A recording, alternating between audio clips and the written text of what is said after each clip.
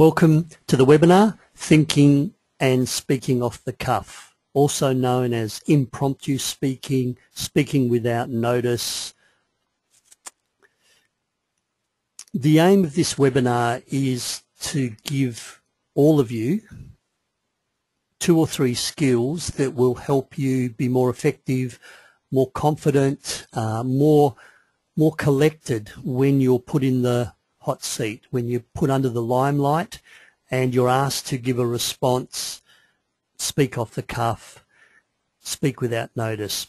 There's lots of situations that we find ourselves having to speak off the cuff, and that's from job interviews where you're asked curly questions, from special occasion speeches where someone asks, would you like to stand up and say a few words at someone's funeral or at someone's retirement party. If you ever appear in a court of law as a witness, you're going to be asked lots of different questions, sometimes by the opposing side to try and discredit you, and you'll have to think and respond confidently. When you're presenting at seminars or workshops and the audience throws you questions, sometimes you might be part of an expert panel and you have to respond to questions. Thinking and speaking off the cuff is one of those real life skills. It's a wonderful skill that you use in work and in everyday life.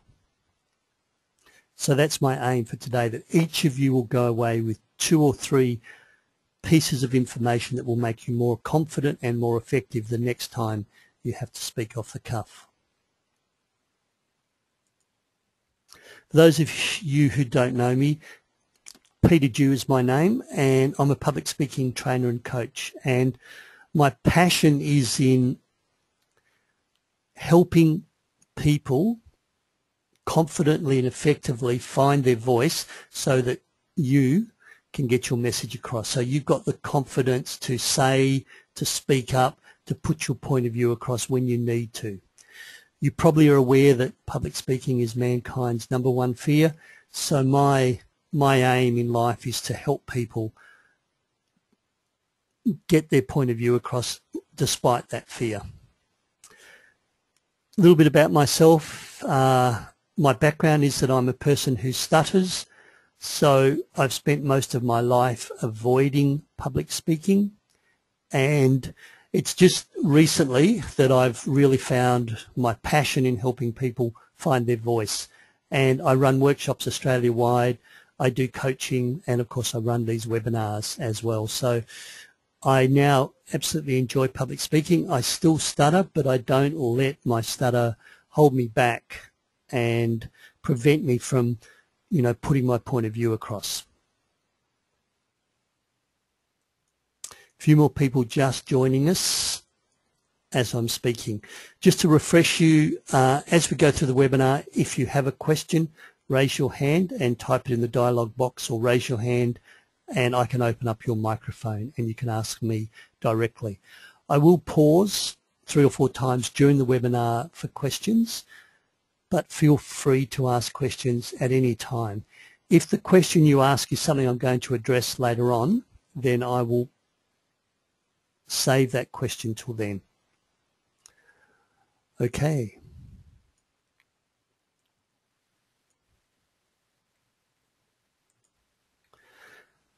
The power of speaking off the cuff. I mentioned the range of situations where you're asked to give your point of view and confidently speak up, but the power of speaking off the cuff is it gives you great credibility. You'll be a person that has something to say. You'll be seen as credible because your ability to contribute at meetings, your ability to respond to questions.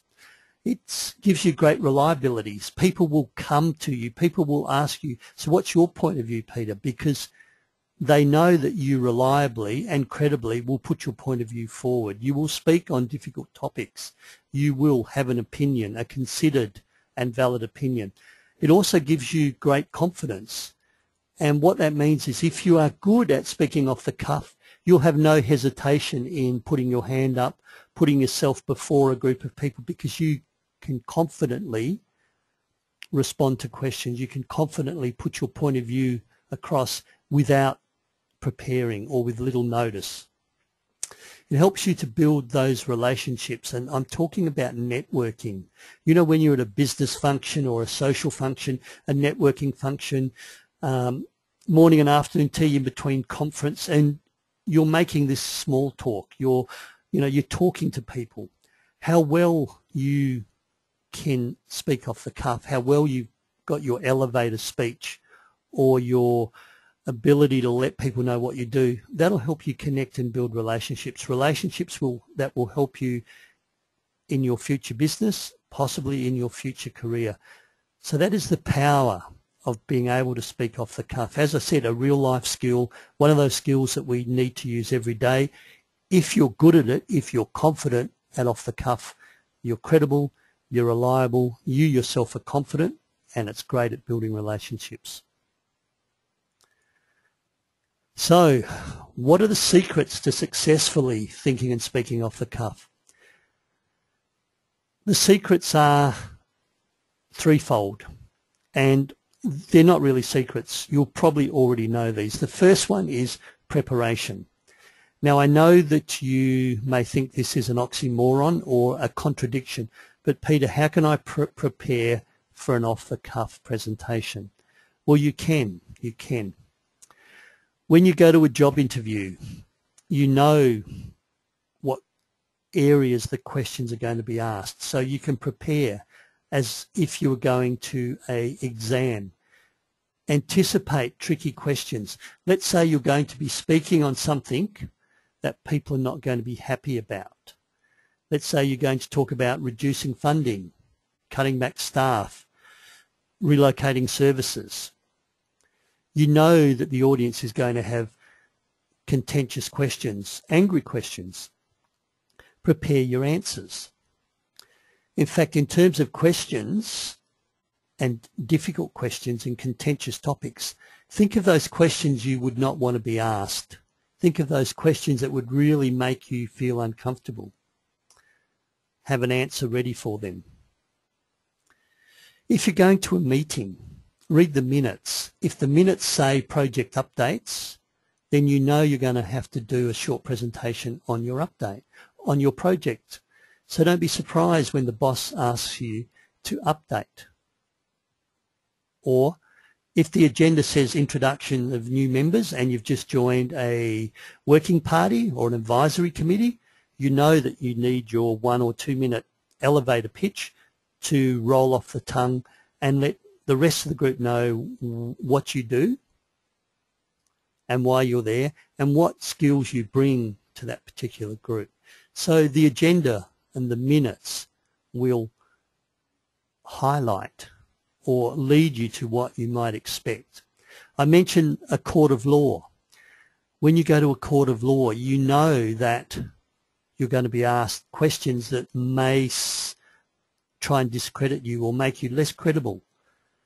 So reread your witness statement, revisit the scene of the crime or the scene of the accident or whatever, and anticipate what questions might the prosecuting lawyer or the defence lawyer ask you that might make you seem a bit silly. It's about preparation. Read the newspaper, be across issues, scan the environment, know your topic. Preparation is probably the key to off-the-cuff speaking. Preparation will give you a better chance of responding effectively and confidently. Job interview, questions from an audience on particular topics at meetings. It's going to make you more effective. Now, with preparation, just taking a step back, recognize that in general, you are not going to be asked to speak confidently and intelligently on something of which you know nothing. It's really rare that you're asked to speak on something of which you know nothing. And if you are at a job interview and they ask you a question of which you have no answer, you have no experience, it could be that you are just not ready for that position at this point in time. And that's not a problem, that's not a mistake. It just means that you've stretched, you've applied for a promotion, you've applied for jobs higher up. They ask you a difficult question, your level of experience around problem solving or team leadership is just not quite there. You can't answer it, you don't have an example, then nothing's lost. It's just you now need to go away and practice or prepare in that area where you found yourself deficient. So it's very rare that you're asked to speak on something of which you know nothing. So preparation is the key. If you are going to someone's farewell party and the CEO says to you, "Oh, Peter, you've worked with Bill for 20 years. Can you stand up and say a few words? You know, I've only been here for 10 years. You've worked with Bill for 20 years, Peter. Stand up and just say a few words, especially what it was like in the earlier days with Bill." You know, you can anticipate that. You can prepare. If I had to say something, what would I say? I was working with someone from New Zealand the other day and from a Maori background, and they said it's common for people to ask at family gatherings to randomly stand up and say something on behalf of the person whose birthday or special event that it is. And they don't know. Just 4 or 5 people from the family will be chosen by one of the elders to stand up and speak on behalf of the person receiving an award or whose birthday it is. Now, they might have 20 or 30 people in the family, and you never know which 5 people will be asked to say something. So it's just about anticipate. If I go to this meeting, if I go to this event, if I go to this job interview, if I stand up and present at this seminar, what questions am I going to be asked? What questions could I be asked? If I was the audience, what questions would I ask somebody speaking on this area? Preparation. I get a sense of skepticism, not that I can really tell via a webinar, so don't believe me. Winston Churchill said, "I'm just preparing my impromptu remarks." Mark Twain said, "It usually takes me more than 3 weeks to prepare a good impromptu speech." Ruth Gordon said, "The very best impromptu speeches are the ones written well in advance." So preparation, a bit of scanning the environment, a bit of anticipation, but prepare. Prepare for the off-the-cuff speaking without notice situation. And generally, you're not going to be asked to speak on something of which you know nothing. So that's the first key. The second key is with off-the-cuff speaking without notice, a lot of people think they have to answer straight away. So they fire from the hip, they start with the first thought, they put their foot in their mouth, and as they're speaking, as they're unpacking, they realise there's another way they could have went. The audience, the job interview panel, the people asking you questions at a seminar, they understand that this is off the cuff. They understand that this is a little bit stressful and more tricky than a prepared speech. They will allow you to take your time. And there's some simple tools. It's about breathing and pausing. And you can pause for 4 or 5 seconds. It'll seem a long time to you, but to the audience, the pause of 4 or 5 seconds will just seem like a pause. The funny thing is, a lot of people, when they do public speaking and respond to questions off the cuff, they do shallow breathing, depriving their brain of oxygen. Which organ besides your mouth do you need most when you're put in the hot seat and asked to speak without notice? You need your brain. So as you need your brain most, you just decide to cut off the oxygen supply by not breathing. So you do need to breathe. Pausing is a great way to help. Use filler statements. I'm really glad you asked me that question. I'm sure everyone in the room is also interested in what my point of view is on that question. That's a really interesting way of putting it. Paraphrase the question. So if I understand you correctly, you want me to give you my point of view of the future of nuclear energy in Australia. If I understand you correctly, you want me to give you an example of when I've used my interpersonal skills and they've failed to resolve the conflict. Paraphrase the task. So what you're asking me to do is just take your time. You don't have to go straight into the answer. And even if the first thing that comes to your mind happens to be your answer, when you buy time and you use a filler statement or you paraphrase the question or you take your time some other way, you can just scan. You can scan that first thought amongst other things, and 90% of the time you'll still go with that answer or that response that came to the forefront of your mind. But what I see a lot is people say something straight away, and then as they're talking and unpacking it and describing it further, they're then starting to dilute their opening statement and get further away from what they said. So I become confused as to what their position is.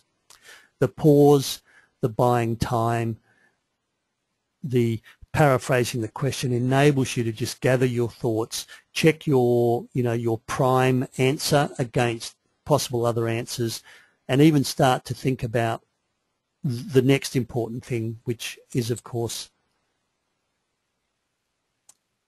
your structure. So this is the third thing, and what I see a lot of people do when they respond to questions or they speak off the cuff or they're at a party or a networking function, they just speak. They just speak. They don't use any structure. And then when they finish speaking, they just stop speaking. And at the end of them speaking, I'm not always sure what their position is, or I'm not always sure what the purpose of that conversation was. So structure is really important. And I'm going to take you back to a very basic structure. It's called the 3 T's, and you will know about an opening, a body and a conclusion, a beginning, a middle and an end. The 3 T's just simplifies this into tell them what you're going to tell them. Tell them what you told them. For example, someone's just asked me my point of view on nuclear energy in Australia. My point of view on nuclear energy in Australia is that it's a little bit uncertain. I think that my point of view is that it's unsafe. I know that we had some disasters in Japan just 12 to 18 months ago, and then of course back in the Ukraine, 20, 25 years ago. And these 2 nuclear disasters indicate to me that nuclear energy is still not quite safe. So I guess my view is that I don't think we should consider nuclear energy in Australia at the moment. I think it's unsafe, so I would have to say that we should not consider nuclear energy. Quite a simple structure. When you do your preparation, when you buy a bit of time, and then when you weave your response into a mini structure, you can be really effective with thinking and speaking off the cuff. Are there any questions at this stage?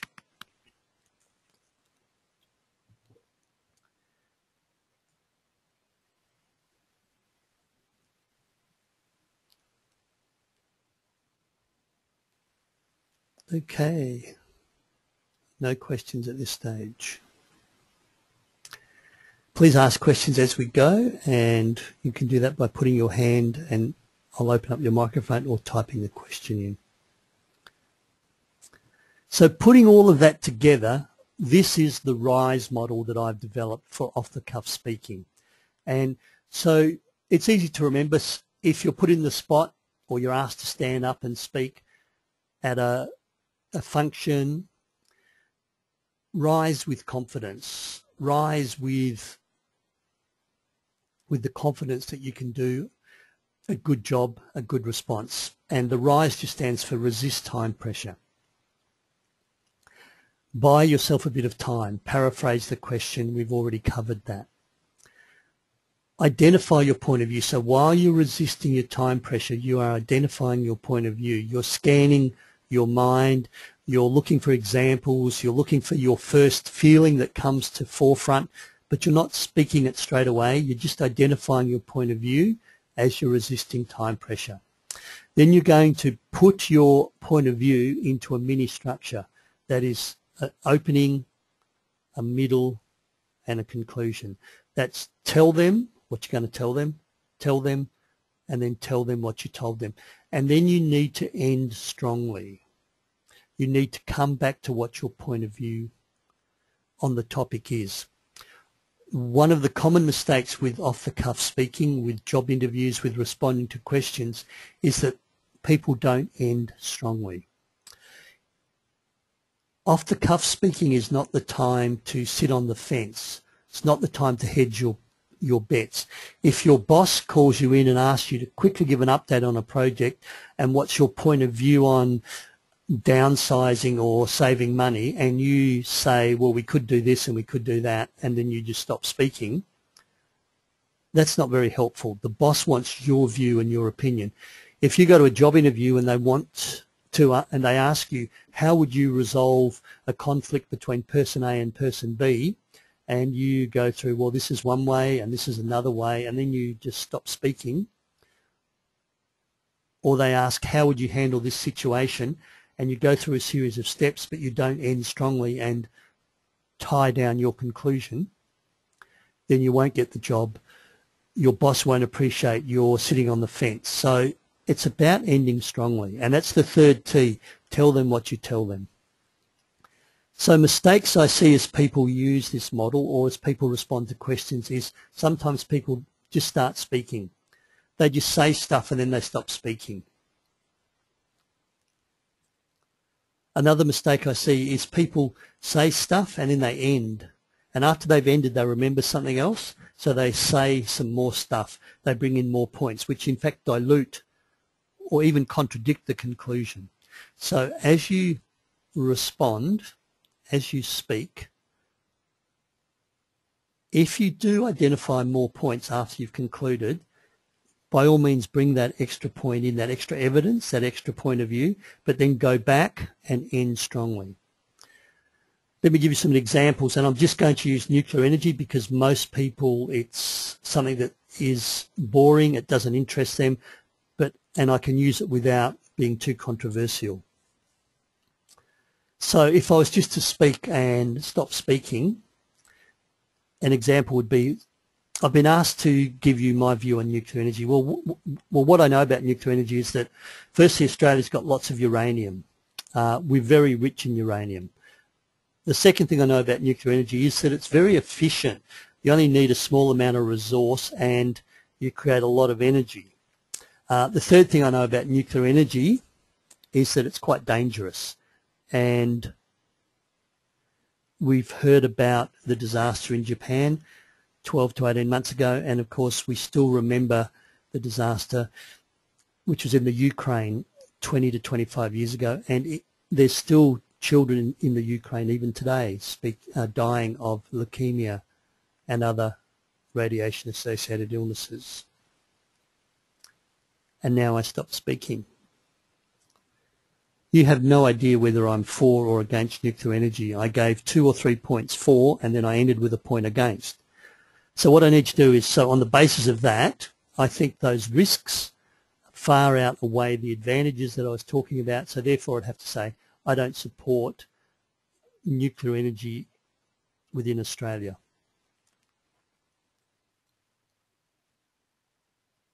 That's an example of saying stuff and not finishing. Or I could end strongly. So my point of view is that Australia should not consider nuclear energy. Oh, and also, you know, the uranium that I was talking about, it is very rich. It's some of the richest uranium in the world, and also it is greenhouse gas friendly. So if we were to use nuclear energy, then Australia would reduce its carbon footprint quite significantly. So now you're confused. I've just said I don't support nuclear energy, and then I've remembered a couple of points that I brought back in.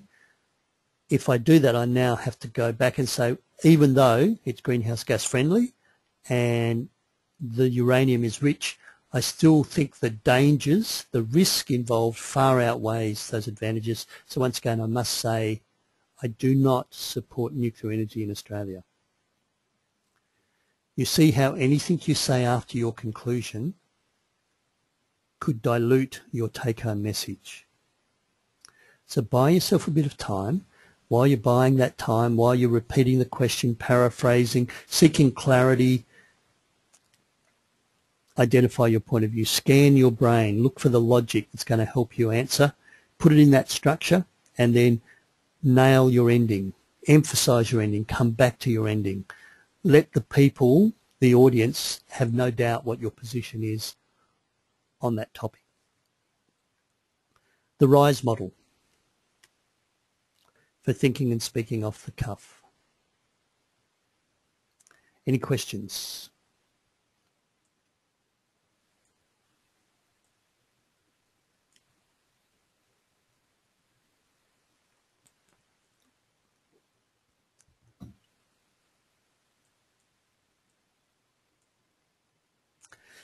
What do you do if you don't know the answer? There's two things you can do, and I'm going to talk more about this in next week's webinar on how to answer questions, but it really is not the time to make the answer up. I don't think off-the-cuff speaking, responding to questions is a time of fake it till you make it. There's things you can do. You can get back to the person, so maybe you don't know the answer, but you know someone else who does, so you can find out. You could also open up that question to the members of the audience. It may be something about a journal article or something in a newspaper that you haven't read, and you might say, look, I can't answer that. Has anyone else in the room seen that particular article? If it's at a job interview, as I said, and you can't answer the question, then you really can't make it up, because referee checks will show that, in fact, you were faking it. And as I said, it may be that you're not the right person for the job yet. You've stretched, you've applied for a promotion, and the level of leadership skills or whatever, you just don't quite match, so you can't honestly answer that question. So you have to admit, look, I don't know the answer to that, but let me find out for you.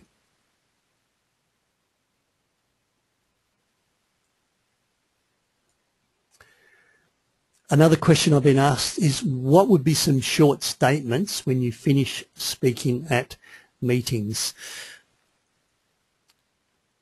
If you've finished speaking your response, so you could just summarize. So my point of view is that downsizing and shedding staff is not a way of bringing us back on budget. So just in summary, I'd have to say that I don't support nuclear energy. I would summarize your response. So you've used the RISE model, you've ended, and really that's all you need to do. So your ending, if you're speaking at a meeting, would just be to summarize. So you reiterate your position. So therefore my point of view is that I don't support this budget cutback. So therefore, on the basis of what I've told you, I'd have to say I don't think this is the right way forward for this organisation. Some little statements like that would be the way I would go forward. So thanks for the question, Vicky. Okay. Do keep the questions coming. I'm going to move on to some models that will help you with identifying your point of view. These are 9 backup models. Let me backtrack. So the 9 models relate to here. So you're resisting time pressure. You know your content. You're an expert in this area. You've got knowledge in this area. You've read in this area. You know a little bit about it. You've never been asked the question. So you have to gather your thoughts, your experience, and put it forward in a logical way, and then give your position. This is where the 9 models help. I'm going to go through these one at a time, so you will have time to write them down. And with these 9 models, there's different ones that each of you will individually find more useful for you. I wouldn't remember all 9 models. I can't remember all 9 models. Pick out the 4 or the 5 that work really well for you. So when you put on the spot, you're at a meeting and you're asked your point of view on such and such, you will know which model is best for you. I'll go through them one at a time. Backup model number 1, what I know. So this is from your experience. If you know and you're experienced, then there's really no need to beat around the bush. So you've asked me my point of view on whether we should shed a couple of part-time staff to bring our department back on budget. What I know is the last time we tried to do this was that the service delivery dropped off significantly. We had lots of customer complaints and we had letters to the minister, and as a result of that our organisation looked really quite silly in the eyes of the public, and it took us a lot of time to rebuild our reputation. So from what I know from past experience, I cannot support shedding part-time staff as a way of bringing us back on budget.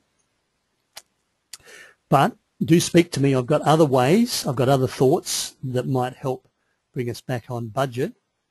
Now I've got to sum up again. But I do not support shedding staff, part-time staff, as a way of bringing us back on budget. If you know something, feel free to use it. You don't have to go with first answer. Once again, you may know what your answer is, but by buying time, you're just scanning and looking at other answers. It may be a short-term solution, but it's not a long-term solution. No, I'm just not going to support it. I know last time I was instructed to let some staff go, the mess it created was diabolical. I have to put my position out there, no. And those are the thought patterns as you go, and let your boss know, well, the last time we tried that, it didn't work, so therefore I would have to say no. This is the prep method. One of the off-the-cuff scenarios that I haven't mentioned, and I'm not sure how many of you out there are thinking about it, is let's say you want to enter a beauty pageant. So you're Miss Universe, you're Miss Western Australia, Miss Australia representing Australia, and I saw Miss Universe on television last night wearing the gown that represents Australia, and it's got sort of the style of the Sydney Opera House. And you're asked that 30-second question of which you have no answer. So this is probably one of the rare situations, or maybe when you go to a quiz, you enter a quiz and you're a contestant. So if you're a contestant in a quiz or a beauty pageant, you do not know what the question is going to be. That's one of the rare occasions. And the question might be, what would you do if you won this contest? If you could change one thing around the world, what would it be? Those type of really difficult questions that there's no right or wrong answer. So state your point of view, give your reasons, explain, and then restate your point of view. I've been asked to speak on nuclear energy, and my point of view is that I don't really support nuclear energy. The reasons are because I still think it's unsafe. Let me explain. I can talk about Japan and I can talk about the Ukraine, 2 nuclear disasters, without mentioning 5 Mile Island, nuclear waste, a whole range of other things that I think make it unsafe. So therefore my point of view is I don't think Australia should consider nuclear energy. The reason I mentioned beauty pageants is this is the model that Jennifer Hawkins used when she responded to the questions that took her all the way through to being crowned Miss Universe. It gives you structure as well as making sure that you give yourself a bit of time, a bit of an explanation, time to unpack and then restate your point of view.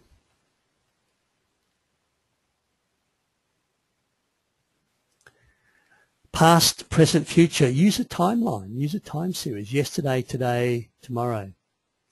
At the start of this webinar, I was talking about the secrets and the importance of preparation, the importance of time, buying time, and the importance of having a structure. Now I want to talk to you about the RISE model, and then I'm going to talk to you about 9 backup models. This morning, now, this afternoon. In the past, and it's probably only 25 years ago, nuclear energy was really high on Australia's agenda. In fact, I was over in Melbourne recently and I went down to the Mornington Peninsula and looked across to the beautiful island called King Island, just above Phillip Island. And some people told me that that was going to be the proposed site of one of the nuclear reactors 30 or 40 years ago. So in the past, nuclear energy was on the agenda strongly for Australia. And we're worried about, oil and how we're going to generate electricity. At the moment, I don't think too many Australians, including myself, support nuclear energy. The reasons are because I think it's still unsafe and they don't have nuclear reaction completely under control. And we've seen a couple of disasters that showcase that. In the future, and that could be 10, 15, 20 years down the track, in the future when we learn how to make a nuclear reaction safer and we learn how to dispose of that dangerous waste, it could be that nuclear energy comes back on the agenda for Australia. Of course, now I've got to sum up, but at the moment I don't think Australia should consider nuclear energy. I think it's too unsafe and we should not consider nuclear energy. It's a timeline, past, present, future.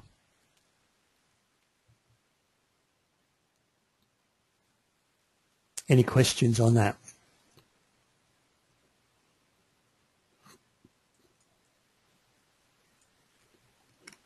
And you can choose the timeline. At the moment, our 5-year plan, and where I see us in 20 years is, it's an arbitrary plan. It's an arbitrary timeline.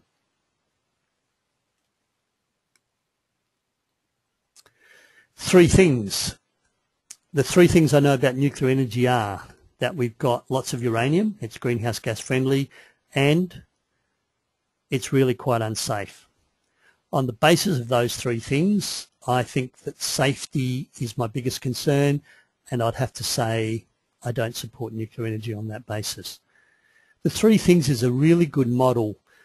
When you've got lots of information, you've got 5 points, you've got 6 points, and you don't want to become verbose. You want to give your point of view succinctly and concisely, but have impact. Generally, the first point will come straight to mind. That is your strong point. And the second point is there, and that'll be strong. And the third point, you can just scan and work out. And during speaking about the first and second, the third thing you'll work out which third point you're going to hang your hat on, and then end strongly. And then later on in a debate or in a discussion, if people want more evidence, then you can weave in the other points. So the 3 things that I know about, or the 3 things that I would do to solve this problem, the 3 things that I've got to say. Be careful with this. There's a little YouTube video about 12 months ago at the beginning of the Democrats' election process. One of the candidates, Rick Perry, in the end Mitt Romney was the one that stood against Barack Obama. Rick Perry was on a debate on national television in front of the press club, debating 4 or 5 people that were also contenders for the position. And he said if I get elected to government, there's 3 agencies of government that I will do away with straight away. The first one is education, the second one is commerce, and the third one is, now let's see, what's the third one? He forgot the third one. And then the other people started throwing things at him. Was it the EPA? Was it child protection? And then the press, the journalists that were controlling the debate said, So you can't tell us what the third thing is, and he couldn't. And that was the end of his candidature. That was the end of his race. Be careful with the three things. You need, if you say the three things I know, you need to have three things. Great for when you've got 10 things you want to say, but you don't want to say 10 things. Great when you've got lots of information. It's just a nice filter. This is one of my favourites. It's a bit of a no-brainer. It's the pros and cons. It's the advantages. It's the disadvantages. You've probably never been asked to give your point of view on nuclear energy, and from some of the information you've read, you've seen, you've heard, even some of the stuff I may have said today, you could probably give a point of view, the pros and cons. You can probably weigh up the advantages and the disadvantages, the risks, the positives and the negatives. Sometimes you might be thinking about buying a new car. There's lots of advantages of buying a new car. There's lots of disadvantages. And depending on your financial position, you'll do the pros and cons and decide whether you're going to go with the new car or the good second-hand car. The new car feeling, the warranty, no one else's problems. The disadvantage, you lose $5,000 as soon as you drive out of the car yard. Your insurance premium's going to go up. New car, a second-hand car, someone else's lemon, someone else's problem. You don't know its history. But if you have an RAC check and you buy an extended warranty, the advantages are that you don't have that same depreciation when you drive out of the car yard. And depending on your budget, you'll be able to decide whether you're going to go new car or second-hand car. Should we shed some part-time staff to bring our department back on budget? Well, the advantages are that, yes, we'll bring back on budget. Certainly the CEO will be quite happy with that. The disadvantages are that our service delivery, our ability to deliver Meals on Wheels to our clients will be severely hampered. The disadvantages are that, there's going to be staff morale issues. Disadvantages are that our clients, the people that receive these Meals on Wheels, are going to write to the press, to the newspapers. They're going to write to their ministers. The disadvantages are that we're going to have to handle this media, this backlash. So on the advantage of that, I think the disadvantages far outweigh the advantages, and I think it's risky to use a strategy of shedding staff to bring us back on budget. So therefore, I don't think we should shed staff to bring us back on budget. Pros and cons. You've got the information, you've got the knowledge, but you've never been asked that question before. Number 6, problem, cause, solution.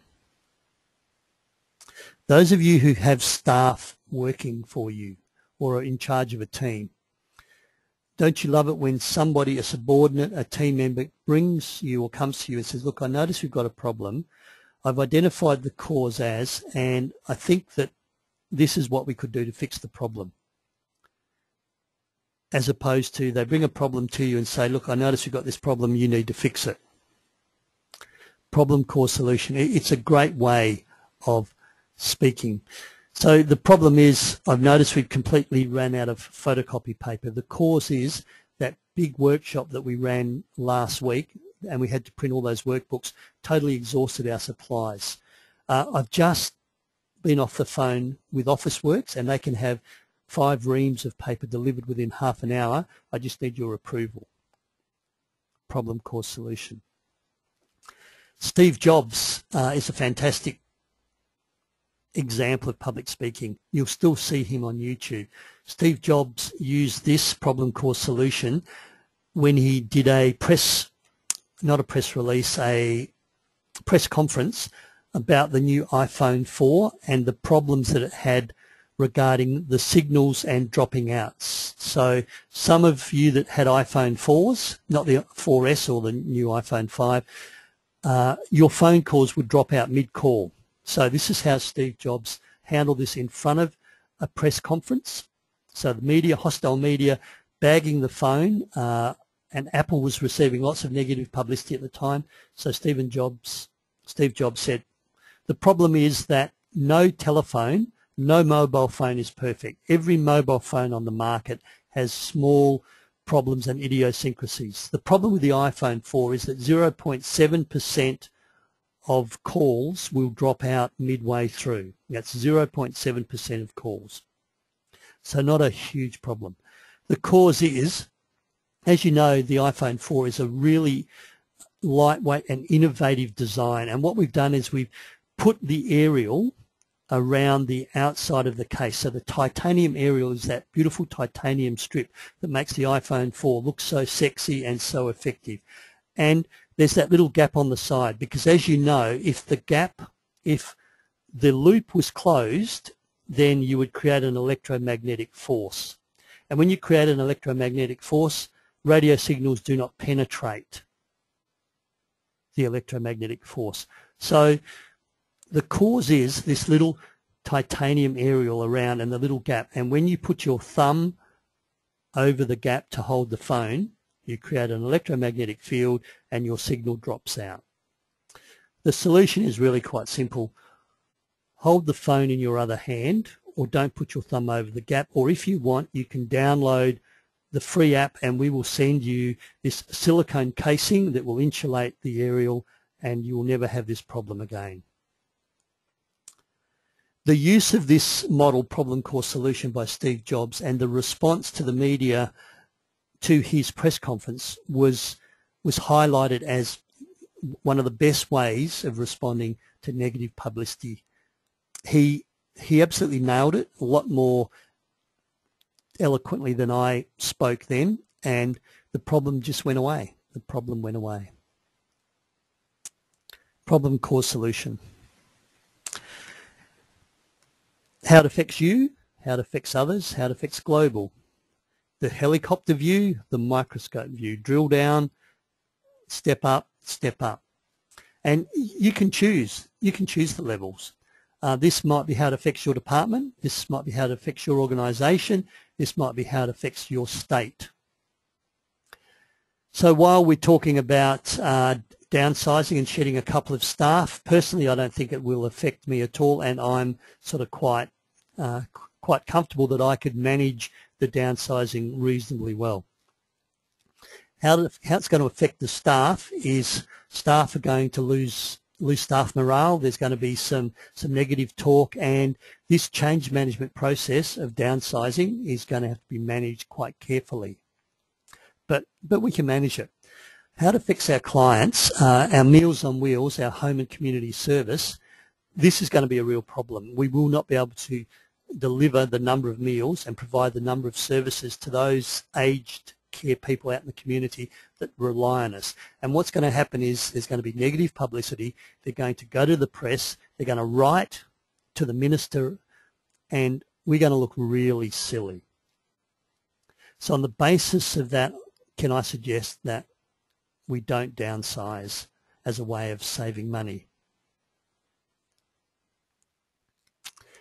If I spoke about the mining tax, and I'm a West Australian, I've got some West Australians on this webinar, and I've got people all around Australia. As a West Australian, the mining tax, so me personally, I really don't care about the mining tax. I haven't thought about it, but I've heard a lot spoken about it. West Australians don't like the mining tax. We think it's the rest of Australia, through the federal government, ripping our resources, our wealth, and propping up the other states that are not doing so well. We think that our royalties and any taxes from our minerals and resources should stay within West Australia. From an Australian perspective, and we are a federation, it seems fair that all Australians share in our nation's wealth. And if one state is performing better in one sector than other states, then it's one way of evening out and making sure that we work together as a federation, we work together as the great nation that we are. So on the basis of that, I would have to say that the mining tax, although I know it hasn't raised any money as yet, the mining tax is not a bad thing. So see how, personally, I guess I'm just blasé and apathetic. from a West Australian, if I put on my parochial hat, some West Australians think that it's just a grab for taxes. But when you look at the balanced view of Australia as a nation, you get a different perspective. Situation, action, outcome. This is good for job interviews. Can you give me an example of when you've used your interpersonal skills to resolve conflict? Can you give me an example of when you've used your project management skills to bring a difficult project back on track? Or the situation was, paint the picture. I had person A and person B and they were in conflict. Productivity was going down. Other staff were starting to complain and the whole situation was not very pretty. The action, the steps, what I did was I took person A aside and spoke to them, had a chat to them and found out what was going on. I took person B aside and spoke to them and had a chat with them. I brought them together and I outlined the code of conduct. I pointed out, the equal opportunity legislation, what's expected of them. I pointed out breaches that I had seen in terms of their code of conduct, and I got them to agree to how they would perform, how they would act in future. Some people stop the job interview question there, but you need to come to the outcome. So this is everybody lived happily ever after.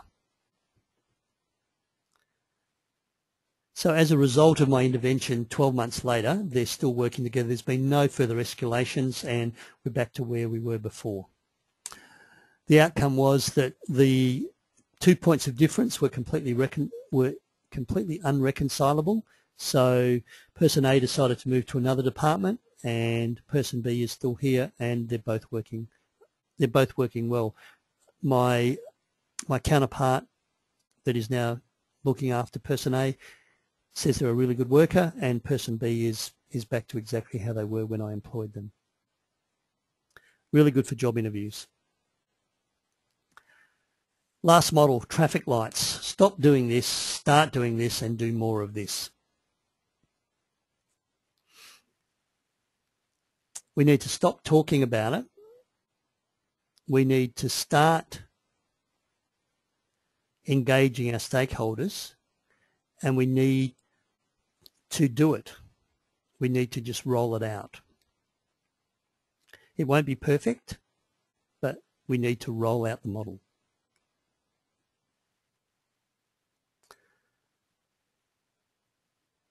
Traffic lights. They're the 9 backup models. As I said, you won't use all of them. Good one for job interviews.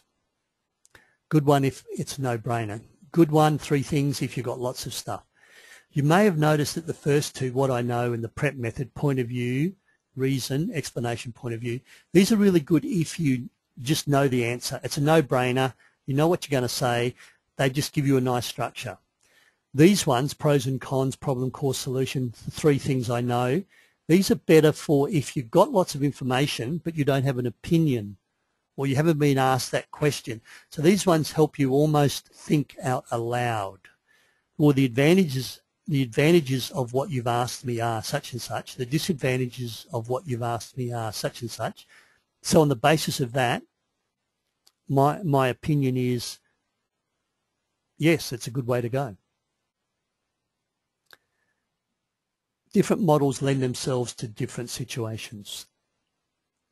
Any questions at this stage? Any questions?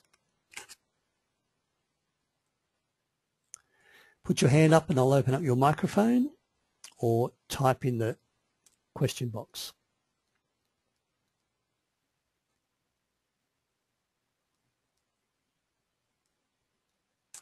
And in fact, if you Google impromptu speaking or off-the-cuff speaking, there's another whole pile of models. I've just picked out the 9 models that I find most useful. 9 models that can be used in a range of settings. And if you learn or internalize 3 or 4 of those models, when you get asked a question and you need to identify your point of view, remember your resist, we've still got the RISE model. So this is layered above the RISE model. Resist time pressure, identify your point of view using one of these 9 models, still weave it into a mini structure, and then end strongly. So in closing, and also to reiterate that question earlier on, Vicky, so therefore in summary, my point of view is I don't think we should downsize. In summary, my point of view is I don't think we should consider nuclear energy.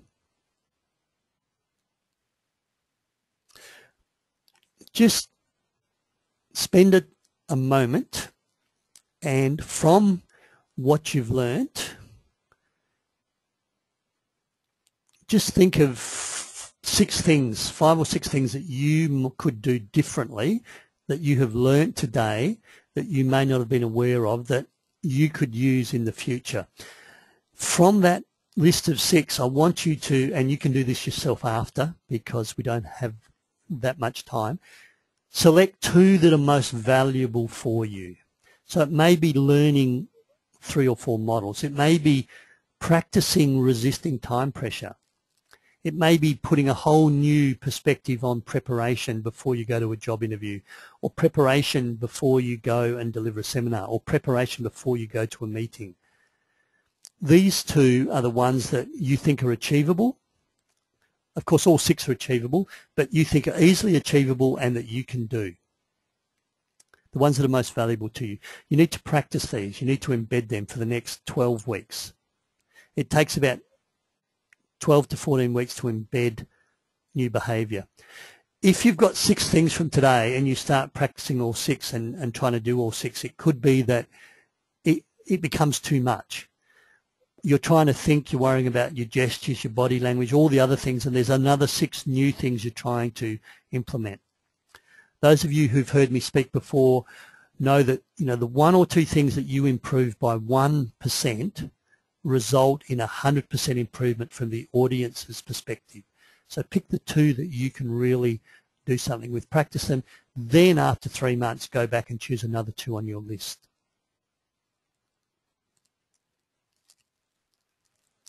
Just winding up.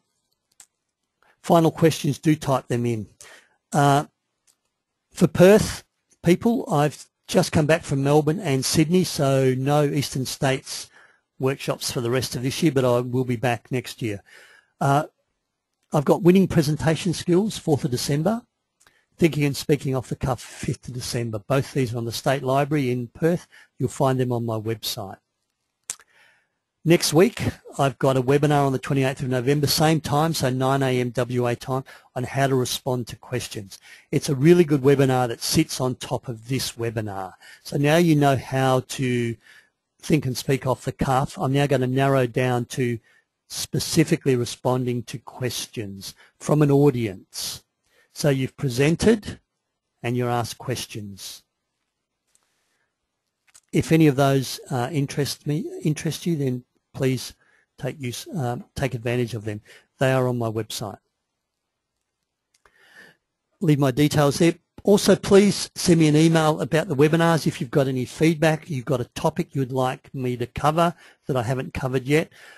I've been attending some webinars myself, and I'm noticing more and more people are going to short, sharp, 30-minute formats.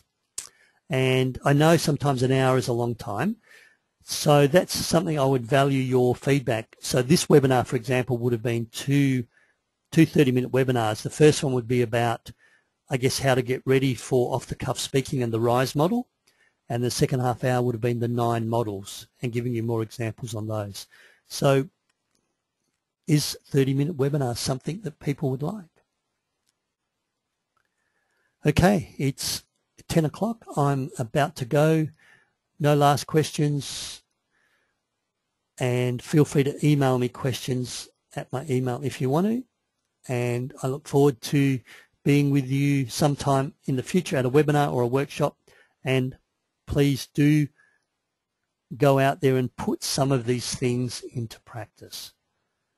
Resist time pressure, do your preparation, and use a structure. They're the 3 keys to off-the-cuff speaking. Bye now.